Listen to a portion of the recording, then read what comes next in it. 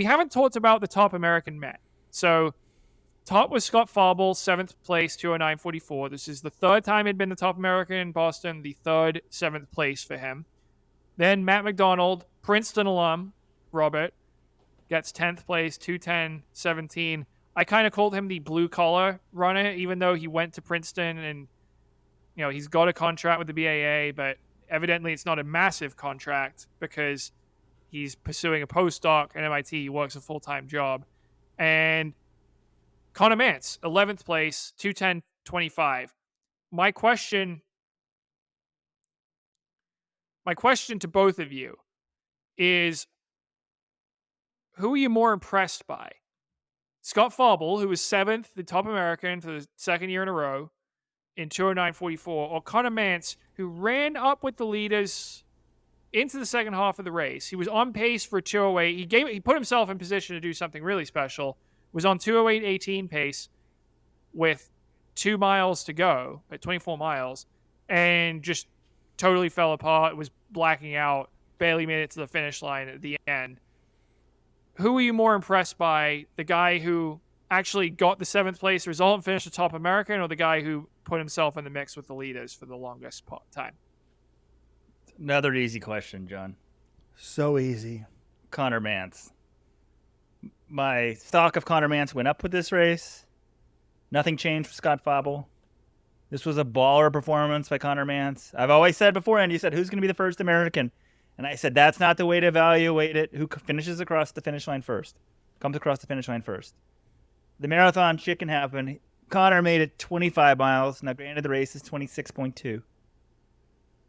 But I love this performance. Scott Fauble said, I couldn't go out like that. I would just blow up tremendously. Well, Conner tried it. He blew up a little bit, or a decent amount.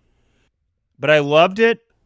Shout out to Eric Westland, our web guy, who makes the website show up. Even when he was racing the Boston Marathon, he ran the last 2.2K faster than Conner Mantz, right, Weldon?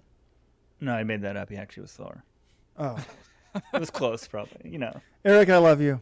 Here's something that Conner Mantz did, though, and I think he made history in doing so. Is he the first American to ever at any point in any marathon be ahead of Eliud Kipchoge?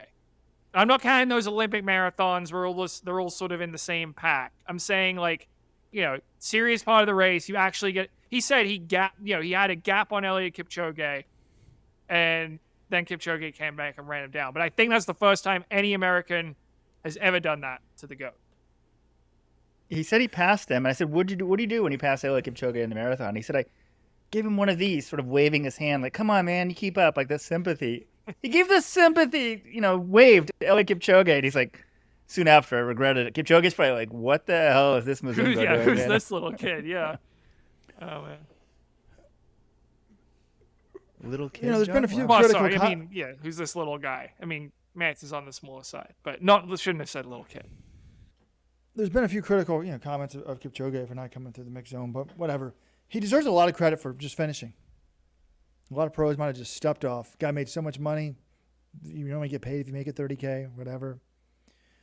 So I was pleased that he did not drop out, even though ESPN reported that he did. Now he can get a 6-star medal if he finishes New York. I'm sure that's important for him. But I, like Weldon, was super impressed by Mantz because, these guys went out in 62:20. The other Americans went out in 64 minutes, 63:59. But also, perhaps the most impressed, I don't know, C.J. Albertson. I know he likes to go out hard all the time in Boston, but this guy went out in 62:20 with them and just finished a few seconds behind Mantz. Like, based on their talent levels, people used to think of this guy's kind of a joke, like he's leading. No, I just so impressed by him. I had a nice interview with him. You can see it on YouTube. This guy only ran 13:50 for 5,000 in college. He's like, yeah, I didn't think I could even run a half that fast, and I held on okay. He's like, he said he was actually kind of burned out coming into the training, might take a break. I'm like, well, you did pretty. He's like, plus it's just way more fun to lead. And that gets me to a quote that Tom Dearden, and we were talking about this with Scott Fauble. It changed nothing for me. He's a solid marathoner. He's never going to make an Olympic team. If his parents or him is listening to this, I'm sorry. Scott Fauble's never going to make an Olympic team. This guy is as consistent as they come. He just beat all the Americans in Boston for the second year in a row. I just like, how can you say that with any certainty? You can pick. I don't know. I think that's an insult to this guy. That's why I'm apologizing to him and his family if they're listening. But the people, they come to get the expertise. They get the cold, hard facts, Okay. not the platitudes. You know, your famous reporter won't write the truth, won't say the truth. I will. Rojo Rant. So he's just, it's kind of like Craig Ingles. Like, his talent level just isn't as good as these other guys. Now, you're going to have Mantz on that team. He's going to sit in the pack. He's going to run smart. He's going to blow these guys away. Fauble's best hope is that Rupp gets hurt, because that's another spot. And then you would have one of these Kenyan-born guys taking the third spot. Who am I missing? I mean, Linda Courier, I'm guessing, who beat Fauble at the Lost Trials. I just think, look, both of these guys, they will adjust their game plans and run different races at the trials, because Mantz in the trials, he's not going to be going out and trying to run 206 or something. He's going to be relaxing a little bit more, knowing it doesn't matter if I can't win plaudits by going and running some crazy time or winning the Boston Marathon in the Olympic trials. The Olympic trials, you just run to make the team. Same thing with Fauble. He might just hang back if he sees people going out crazy fast and run them down. But he runs really smart. Like, he doesn't go out in 62:19 because he knows he's just going to blow up, like we said. And you can give Mantz, I think you can praise Mantz for saying, hey, he went for it and he gave himself a chance to do something special. But that doesn't mean you rip Scott Fauble for not going out in 62:19. I know that's not what you're doing, but I'm saying, I've seen other people say, oh, Fauble hanging back like he always does. Why should we be impressed by that? It's like, well, because he's not an idiot. He knows his body. He knows he can't go out in 62:19 and hang on and do anything. So he's doing the best to maximize his result. And there will come a day, maybe for him, where he's in better shape and he will take those risks. But right now, he knows where he's at and he's not going to do that. And I do think he'll be on the Olympic team next year, because he's just so consistent in these races. He's been the top American in Boston 3 times now. He's run 209 or faster 3 times on that course. He had a bad marathon trials. Yeah, but that was one of the 2 bad marathons he's run in his entire life. So, I don't know. I still like him to make the team, and I like him just as much as I did coming into Boston, if not more. Who's got more talent, Robert?